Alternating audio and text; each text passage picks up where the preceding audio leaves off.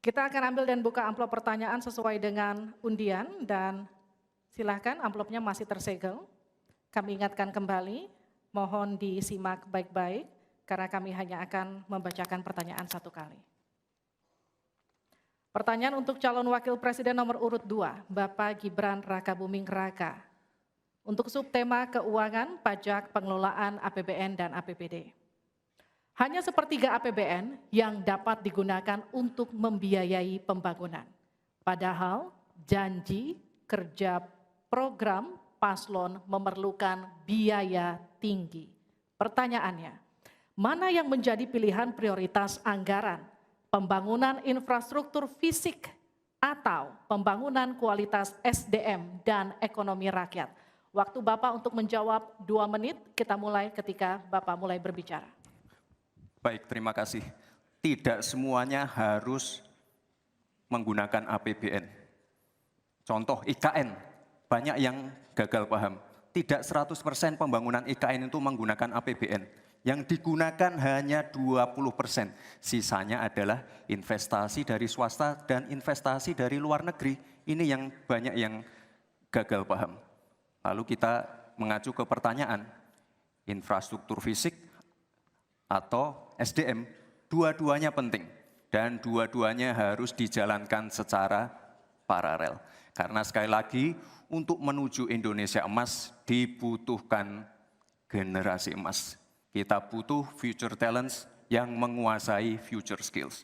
Untuk itu, di tingkat SMK misalnya, kita perlu alat-alat yang ada di SMK itu bisa memenuhi kebutuhan zaman, kebutuhan industri. Sehingga ketika anak SMK lulus, mereka benar-benar bisa siap kerja, siap menerima tantangan kerja.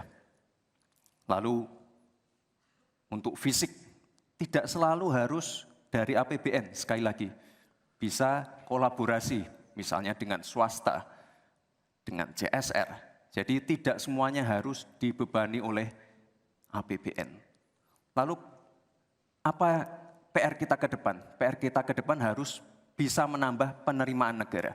Untuk itu kami dari Paslon 2 akan membentuk lembaga badan penerimaan negara yang dikomandoi langsung oleh Presiden. Sehingga nanti ketika berkoordinasi dengan kementerian-kementerian ini bisa lebih luas. Dan sekali lagi kita ingin menaikkan rasio pajak sehingga penerimaan negara nanti bisa kita gunakan untuk pendidikan, untuk kesehatan, dan lain-lain. Terima kasih. Mohon tenang, masih ada waktu. Terima kasih. Saatnya menanggapi Pak Mahfud.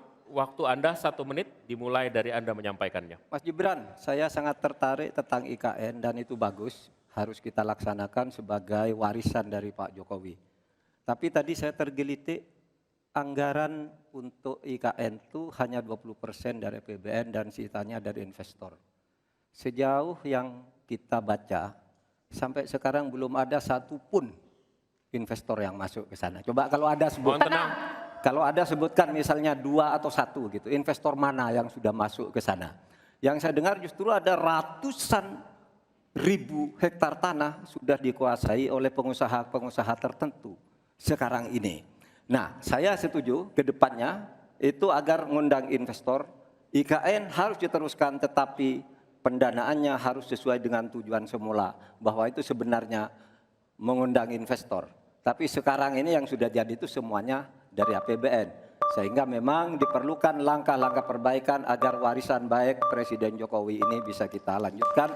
Terima kasih, selesai. Baik. Terima kasih. Kita masih lanjut. Masih lanjut, mohon tenang. Selanjutnya giliran calon wakil presiden nomor urut 1, Bapak Muhaimin Iskandar untuk memberikan tanggapan. Waktu Anda 1 menit. Kita mulai ketika Anda mulai berbicara. Mohon tenang dulu. Iya.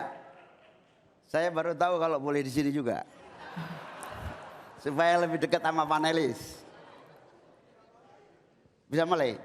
Jadi saya setuju bahwa yang paling penting bukan soal infrastruktur dulu atau SDM dulu. Yang paling penting dari ini adalah kemampuan membaca skala prioritas. Seluruh proyek-proyek besar yang ambisius, ini IKN sebagai salah satu contoh saja, itu kalau hanya mengandalkan APBN hampir 500 triliun. Padahal 1% saja dari 400 sekian triliun itu untuk bangun jalan seluruh Kalimantan beres. Membangun seluruh kota-kota di Kalimantan beres. Dan yang paling penting infrastruktur yang untuk SDM 3% aja dari seluruh anggaran IKN itu bisa membangun sekolah dengan baik di seluruh Kalimantan. Itu contoh kemampuan mengambil skala prioritas. Oleh karena itu skala prioritas sangat penting. Mohon tenang. Sekarang kita berikan kesempatan kepada Pak Gibran untuk menanggapi atas tanggapan yang sudah disampaikan. Silakan. Baik, saya izin menanggapi Gus Muhaimin dulu. Saya ingat sekali Gus Muhaimin dulu sempat ikut meresmikan dan potong tumpeng di IKN. Ini gimana? Ini nggak konsisten. Dulu dukung, sekarang nggak dukung karena menjadi wakilnya Pak Anies yang mengusung tema perubahan.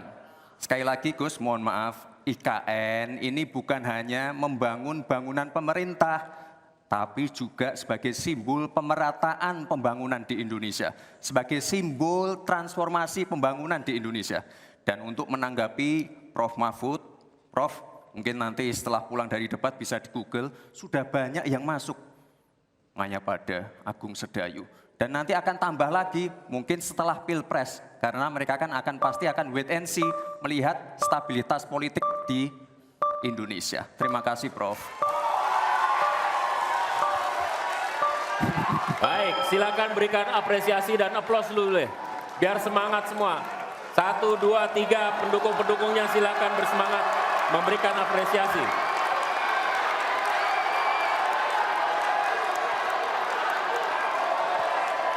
Kita masih akan lanjutkan debat ini di sesi selanjutnya, masih tentang uji panelis yang dilakukan dalam bentuk pertanyaan akan disampaikan. Tetaplah bersama kami di debat kedua calon wakil presiden pemilu 2024.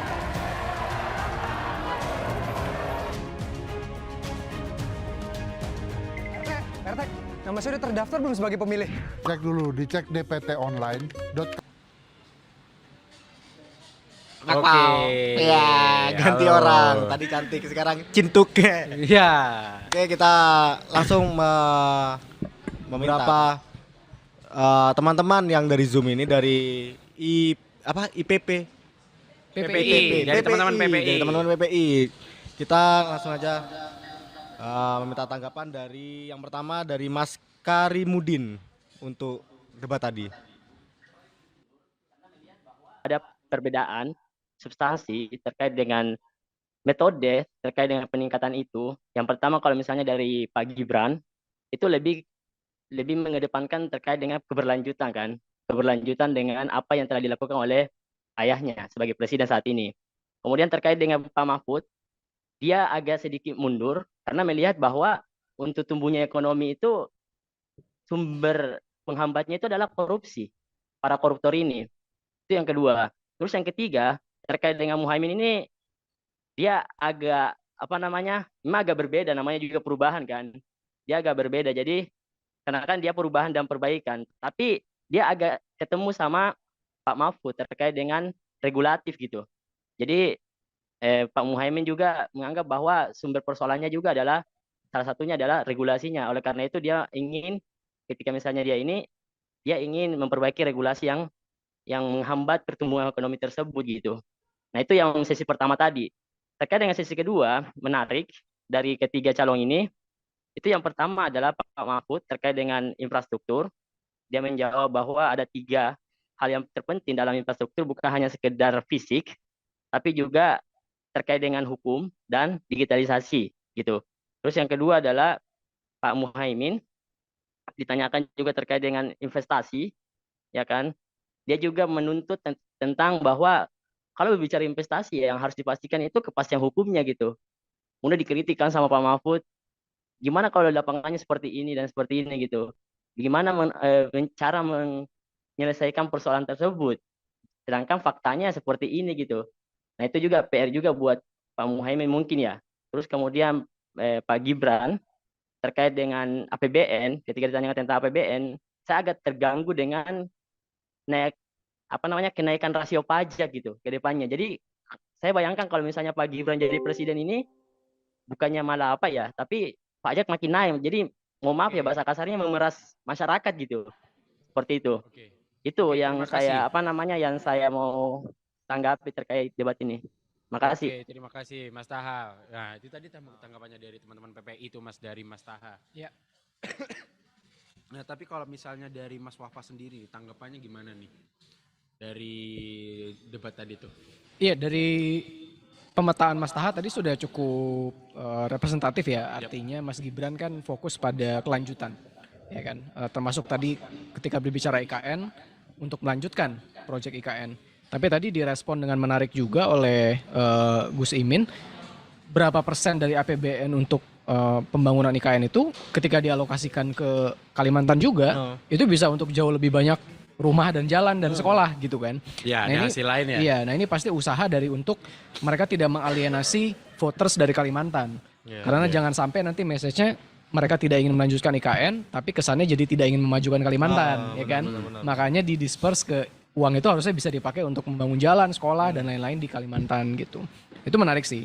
Dan ya tadi tapi kemudian menohok lagi dari Mas Gibran gitu kan tadi. Ya, jawabannya. Gus Imin ikut motong tumpeng. Ikut gitu motong kan. tumpeng. Nah, tiba-tiba karena menyalonkan kemudian jadi berubah. Nah, itu menarik lah dinamikanya, kita lihat nanti ke depannya seperti apa. Ini Langsung tegang tuh tadi. Betul. Ini baru berapa menit awal tadi aja udah setegang itu, apalagi sebentar lagi. Nah, sebenarnya punchline-nya banyak dari Mas Gibran ya sebenarnya di segmen ini terkait itu tadi, kemudian terkait nanti Pak Mahfud silakan Google aja Pak, udah banyak gitu. Nah, itu kan kesannya kayak aduh itu kan tinggal di Google gitu kan. Nah, itu lumayan